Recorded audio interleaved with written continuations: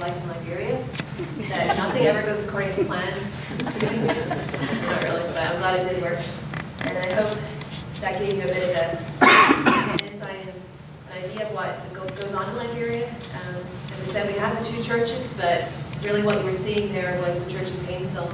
As I said, the church in Riverside is about 5 hours drive if the roads are all in one piece. And we hardly ever get there. We've taken a flight there a couple of times. In fact, if you go onto the North American Mission Board website, you can see a video of a flight that we took to Riverside recently, and we took some of the folks from Painesville with us. Most of them, it was their first time in an airplane, and they really enjoyed it. You can tell by their faces it's their first time up in the air. So watch that, and there are other videos there as well. But pray for the work in Riverside. There's a pastor there, Pastor Andrew Joe. He is laboring on and doing his best teaching the people and preaching. In many ways, we hardly even know what's going on there in the sense that we really can't get there. And so pray. It would be difficult from a human perspective for that work to go on to Constitution and all, which will be way in the future. But even to start going that direction, it would be difficult if there's no missionary there. So pray for that work, and then pray for the work in Painesville, which is mostly what you saw there. I teach Sunday school on a Sunday there in the senior class. That's basically between 10 or 11 and then 14 or 15 years old. And then Nathan, the guy you saw with me giving out invitations, he teaches the junior class. We have a Bible club once a week, an after-school Bible club, and then we have a reading club, which open up the church, and there are books there for children to read. They can come after school and use those. I teach a little bit of music, and just basically anything else that we have time for. We have the Vacation Bible School once a year, and that is always a really good time, and it gives us an idea of the number of children who are around. There are a lot of children, as you heard me saying, in the country, and so there's a great scope for work there. Reverend Ticanio is the other missionary, and he spends a lot of his time overseeing the entire work. We have a Christian bookstore in Painesville, just next door to the church, and he oversees that. There is, obviously, as you saw, the radio station, which just opened up last year, and has been a great benefit in the work, and Reverend Ticanio runs that himself. I ran it for a month when he was home at Christmas on holiday, and I had to train for about 6 weeks before I did that to learn how to turn everything on and put the programs in and keep everything running, and know a few ideas of troubleshooting. As you can see, I'm not very technically minded, so that was a bit of stress for me, but we got through it, and the Lord is using the station. And Reverend County also preaches in Painesville Church most Sundays. He preaches in the prayer meeting and leads that. He teaches the youth Bible class. We have a pastor there also, a Liberian pastor called Pastor Moses Dan, and he teaches the adult Sunday school class. And does some of the pastoral work in the church. So that hopefully gives you an idea of what goes on there a little bit.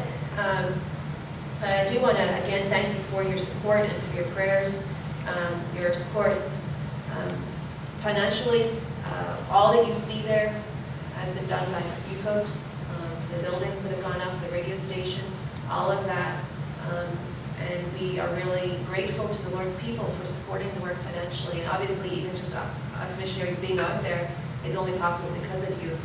And so we do really appreciate your support financially. You saw the Land Cruiser there, the new vehicle that was we got it last year, and that has been a great help. Both of the other vehicles, there was a pickup truck and a Toyota RAV4, and both of them were dying away gradually, and sometimes not so gradually. And they are both not sold. The money, the proceeds to be put into a fund for the mission board has a fund for a second Land Cruiser, hopefully, at some point. So we are still looking to get a second vehicle because it is much easier for us to go our separate ways when we have two vehicles. So just a few prayer requests, really, that I want to leave with you tonight. Pray for the work that is continuing while I'm gone. I left Liberia on the 11th of July. And have been in North America since that time. I was at camp and then Congress, and I'm doing deputation now until the beginning of September here in North America, traveling around different churches. And then at the beginning of September, I'll be going over to Northern Ireland, which is my home country, and I'll be there from September up to the end of January next year, probably into February. And I'll be doing meetings there. There are 64 meetings booked.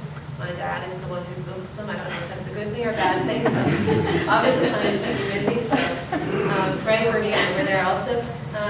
But do pray for the work in Liberia as it continues. The children there sometimes get discouraged when their missionary isn't there, when their white woman isn't there, and sometimes they stay at home instead of coming. That happened during the Ebola epidemic when we were away for 9 months.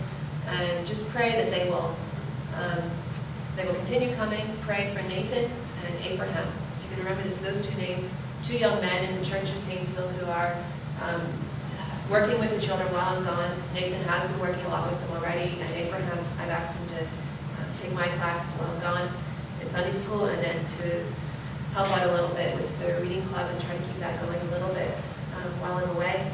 Also, there's a couple from Northern Ireland, a retired minister called Reverend Morris Baxter. He just retired early this year from one of our churches over there, and he and his wife are going over in September for 3 months, and they have a lot of experience with children's work, and they're going to work with the kids, and just pray for them as they go, or as they go and as they're there for 3 months. Pray for continued growth in the radio station ministry. It has been a great blessing. When Reverend DeCanio went there, I think it was when he went there that the radio work really started, and he got LTBS programs, Let the Bible Speak programs, onto 2 stations in the Monrovia area. Monrovia is the capital of Liberia. I'm not sure how much you all know about Liberia. It's in West Africa, by the way. Monrovia is the capital, and then we are about 30-40 minutes outside the capital city, so we're in a suburb, really. So the radio station reaches into the capital city of Monrovia and kind of covers quite a lot of the greater Monrovia area. And so it has a good audience, a wide reach at least. And we have had a lot of indication there have been people, but there are people listening. Pastor Dan will go out and give out invitations and little radio station cards for the radio station. And a lot of people are saying, oh yeah, we already know about it, we're already listening. We've had a lot of visitors in a church. And so pray that work will continue, pray for continued funds for that, and that Mr. DeCanio will have strength. The station goes on at 5 o'clock in the morning, and it goes off at 11 o'clock at night. When I'm there, I switch it off at night, which means Mr. DeCanio will get to bed early to get up again at 4 o'clock and start it all again. Now, when I'm not there, he has to do both ends of it, and he doesn't get much sleep as a consequence. So pray that he will have strength to continue that, and pray also for souls to be saved, and that's not something, I'm not just saying that because it's kind of the thing to say, I'm saying it because there are a lot of folks in Liberia, most Liberians would claim to be Christians.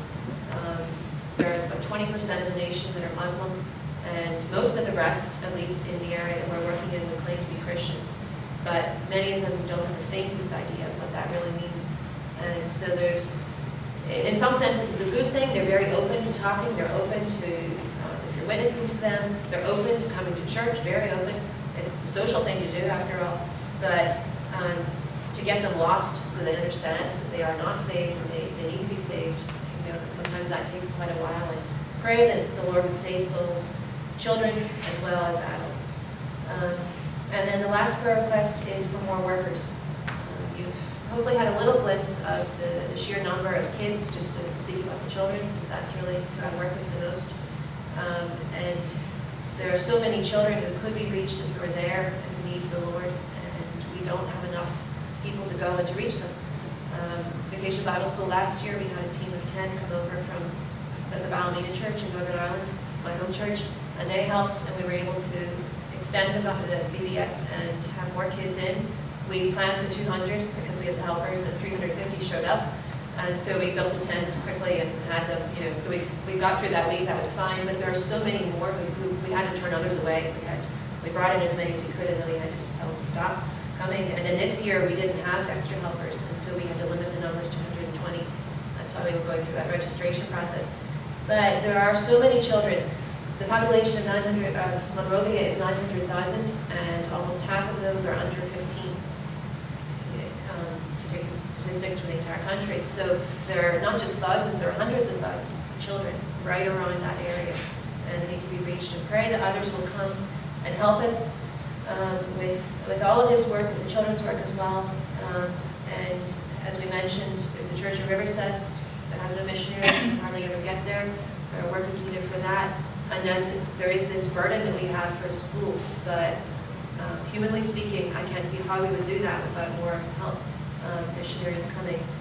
And those who are called, of course. I don't believe in making heart-wrenching emotional appeals and getting people to sign up, and that's not my job. That's the Lord's job to call. So pray that the Lord will call others to come and to help in that work. Mr. Barnes has prayer cards, which will be somewhere you can get them. And on the prayer card there's a verse, Isaiah 54, verse 13. I'll just read it not for you. You can look at it later. It says, "And all thy children shall be taught of the Lord, and great shall be the peace of thy children." And that is our prayer for the children of Liberia, and for the adults also, that they will know the true peace. The civil war in Liberia ended in 2003. They have been in a state of war, really, for 14 years. And they're still talking about the importance of peace and reconciliation. But true peace only comes through the Lord and through salvation, true peace with God. And so pray that the children and the adults there, that they will be taught of the Lord. They're learning plenty about the Bible, and they are good with their memory work and their catechism and their recitation and all of that, but they need, the truth needs to reach their hearts. And so pray that will happen, and the Lord will show them their need of salvation. He will save them, and that He will enable us as we work there to continue on, that He will send others to help us also, and that all that is done there will be done for His glory and for the extension of His kingdom in that country. Please.